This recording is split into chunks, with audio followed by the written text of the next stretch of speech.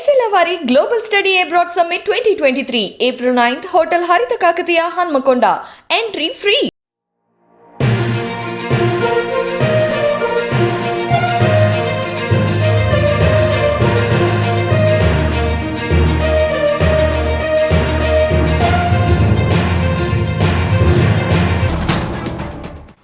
మాజీ నాయకుడు నల్లారి కిరణ్ కుమార్ రెడ్డి శుక్రవారం దేశ రాజధానిలో కేంద్ర మంత్రి ప్రహ్లాద్ జోషి సమక్షంలో భారతీయ జనతా పార్టీలో జాయిన్ అయ్యారు.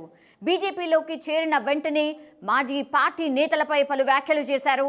కాంగ్రెస్ ఓటమి నుంచి గుణపాఠం నేర్చుకోవడం లేదు, కాంగ్రెస్ కు పవర్ మాత్రమే కావాలి, లోపల ఏం జరుగుతుందో అది గ్రహించలేకపోతోంది అని ఆయన కామెంట్ చేశారు. ఏనాడు కాంగ్రెస్ ను వీడతానని ఎప్పుడూ అనుకోలేదని చెప్పారు. నా రాజు తెలివైనవాడు, ఆయన ఏది కూడా సొంతంగా ఆలోచించరు, అలాగే ఒకరు చెప్పేవి కూడా వినరంటూ తన మాజీ పార్టీ నేతలపై విరుచుకుపడ్డారు. వారు మాత్రమే కరెక్ట్ అన్నట్టు మిగతా వారందరూ తప్పు అని అనుకుంటారు. అలాగే పార్టీ యొక్క ఎన్నికల వైఫల్యాలను విశ్లేషించలేకపోతున్నారని ఆయన ఆరోపించారు.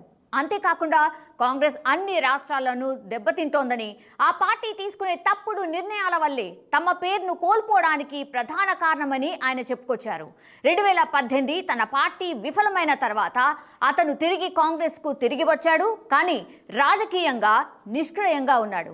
2019 లోక్సభ ఎన్నికల సమయంలోనూ ఆంధ్రప్రదేశ్ను దాటుతున్నప్పుడు భారత్ జోడో యాత్రలోనూ అతను నిష్క్రియంగా ఉన్నాడు.